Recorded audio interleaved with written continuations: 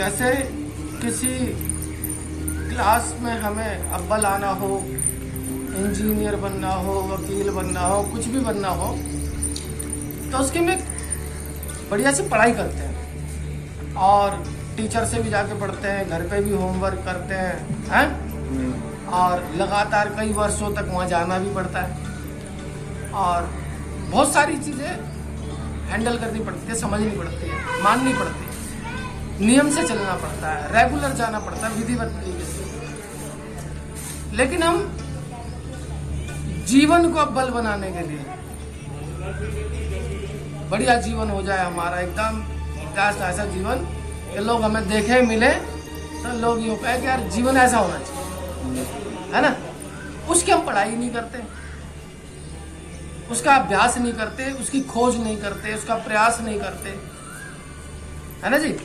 ये हम अपने जीवन में नोट कर सकते हैं कि हाँ बात में दम तो है। क्या जीवन की भी कोई पढ़ाई है?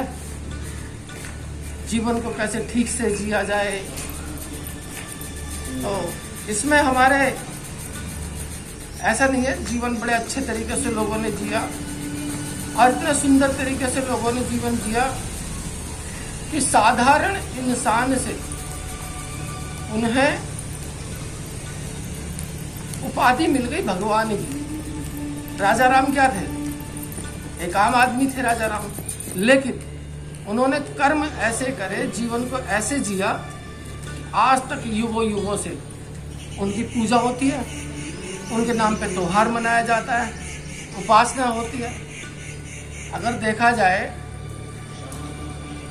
रामायण काल से बटरफ्लाई को, राम जी से हम क्या क्या सीख सकते हैं? राम जी की हम हर साल रामनवमी मनाते हैं, लेकिन राम जी के जीवन से हम सीख क्या सकते हैं? क्या सीखा हमने? रामचरित मानस, रामचरित मानस यानी कि मानस का चरित्र कैसा हो? राम जैसा। रामलीला में जो किरदार निभाते हैं राम का, वो राम तो होते नहीं, किरदार ही तो निभाते हैं। उस किरदार के निभाने भर से आज पता नहीं कितने हजारों लोग पैर छू लेते हैं उनके, और चाहे वो बाद में कुछ भी करते हो, अंडा मीट मांस मच्छी खाते हो, ड्रिंक करते हो, कुछ भी करते हो, चलो पैर खोल लेंगे, ऐसे पैर खोलेंगे, वो कुछ भी करते हो। राम जी का डुप्लीकेट भी अगर करो ना तो भी सम्मान मिल जाता है। और अगर विचारणीय बात है, अगर हम अपने भीतर राम जी जैसा चरित्र लाने की कोशिश करें, राम जी जैसा थोड़ा बहुत जीने का प्रयास करें, राम जी के दिखाए रास्ते पर चलें, मार्गदर्शन पर चलें, तो हमारा जीवन कितना धन्य हो जाए। लेकिन हम अज्ञानतावश राम जी की पूजा पद्धति तक रह जाते हैं, राम जी के चरित्र तक नहीं पहुंच पाते। जैसे कहते हैं ना कि खाली चित्र की ही नहीं, चित्र से आगे बढ़ो, चरित्र तक जाओ। सब जानते हुए नहीं करते हैं। रीजन रीजन यही है, लालच लोभ मोह बस। लालच लोभ मोह बस को कैसे बस में किया जाए? करे तो सब कुछ कर सकता है, ना करे तो जान करके अज्ञान है कोई। हाँ, हम देखो तिवारी जी, हम सीधी बात जानते हैं, हम यहाँ पे इतने लोग बैठे हैं, है ना, एक जगह बैठे हैं। जब 4 लोग मिलकर गलत स्वभाव के लोग और गलत व्यवस्थाओं को बनाने में प्लानिंग करते हैं, तो हम 4 अच्छे लोग बैठकर अच्छी प्लानिंग कर सकते हैं, अच्छी चीजें कर सकते हैं, है ना जी। पैर सामने करेंगे। राम जी सबसे पहले तो उनके चरित्र से ये सीखने को मिलता है कि जब उनके माता पिता ने उनसे कहा कि तुम्हें 14 वर्ष का वनवास होगा अब तुम्हें राजगद्दी पे नहीं बैठना, तुम्हें वनवास जाना है। तो उस समय कमाल की बात यह है कि राम जी के माथे पर जरा सी भी सिकन नहीं आई। अब सोचो, तुम्हारे को कोई यूं कह रहा हो कि ये लाख रुपए तुम्हें मिलेंगे 10 मिनट बाद, और 10 मिनट बाद ये कहता है कि तुम पे लाख रुपए का कर्जा है, और मिले भी नहीं, लाख रुपए का कर्जा भी हो गया, तो कैसा मुंह हो जाएगा? लड़ने को जी कर पड़ेगा, है ना? कर पड़ेगा जी लड़ने को जी, नेचुरल बात है। लेकिन उन्होंने ऐसा लड़ जाएंगे, मार देंगे, लड़ जाएंगे। एक बार और कर लो बटन प्रेस। लेकिन श्री राम ने ऐसा नहीं करा। उन्होंने कहा ठीक है, सुबह उनका राज्याभिषेक होना था, एक रात बीच में थी, और सुबह राज्याभिषेक ना होकर उनको 14 वर्ष का वनवास बता दिया। वो हंसते हंसते, चलो हाथ सीधे करेंगे, ऐसे हाथ सीधे करेंगे, चक्की चला लेंगे, फिर द्वार चला लेंगे।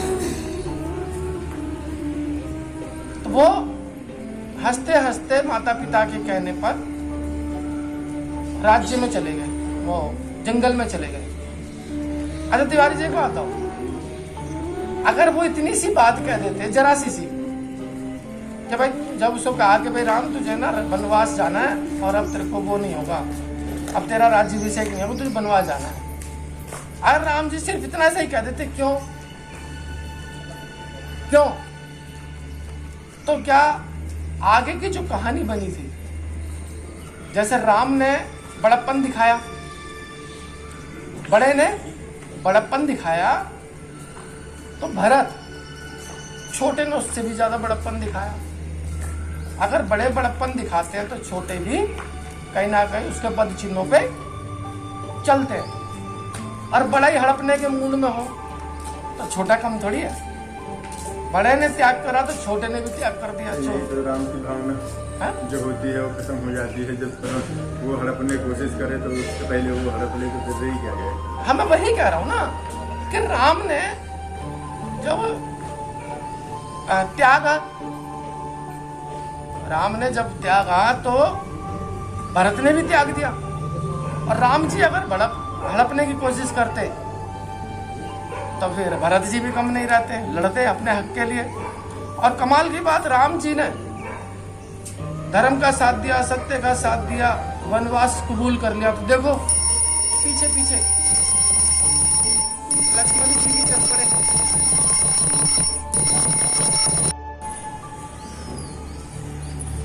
पीछे पीछे लक्ष्मण जी भी चल पड़े। मतलब रामायण में माता पिता के प्रति भक्ति दिखाई है। एक आवाज पे राम जी ने 14 वर्ष का वनवास कबूल कर लिया।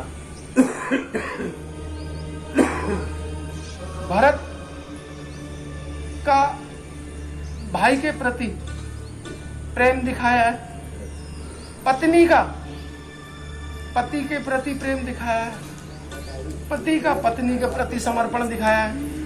राम दशरथ की कितनी बीवी थी? दशरथ की 3 बीवी थी, है ना? और राम जी की 1। राम जी भी 3 कर सकते थे, लेकिन राम जी ने क्या कहा? नहीं, मुझे 1 पत्नी व्रत मैंने लिया है और मैं 1 पत्नी व्रत रखूंगा। वो भी उन्होंने सिखाया।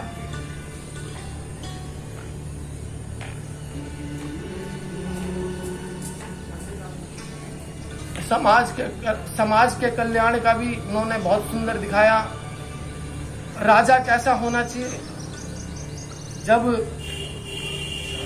बाली को मार दिया, सुग्रीव को राजा बनाने लगे, तो सुग्रीव कहने लगा कि महाराज मैं तो राजा बनने का इच्छा रही नहीं। कहता क्यों?